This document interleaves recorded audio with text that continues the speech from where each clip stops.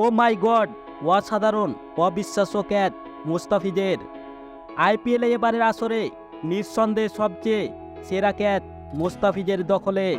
মুস্তাফিজের দুর্দান্ত এই ক্যাচ দেখে পুরো মুম্বাই শিবিরের মাথায় হাত। ধারাভাষ্যকার কক্ষে যা বলে উঠলেন তা বিস্তারিত রিপোর্টে। ইনিংসের অষ্টম ওভারে চলাকালীন পাথি রানার বলে ছক্কা হাঁকাতে গিয়েছিল সবেমাত্র ব্যাটিংয়ে নামা সূর্যকুমার যাদব। ডিপ থার্ড ম্যানে দাঁড়িয়ে থাকা মুস্তাফিজের নিজেও হয়তো জানতো না তিনি এ ক্যাচটি ধরতে পারবেন। প্রথমে দুর্দান্তভাবে লাফিয়ে বলটি দুই হাত দিয়ে তালুবন্দি করেন মুস্তাফিজ। পরে ভারসাম্য বজায় রাখতে না পেরে এক হাতে বলটি কন্ট্রোলে রাখেন দাফিদ। তাতেও যেন শরীরের ভারসাম্য ঠিক ছিল না।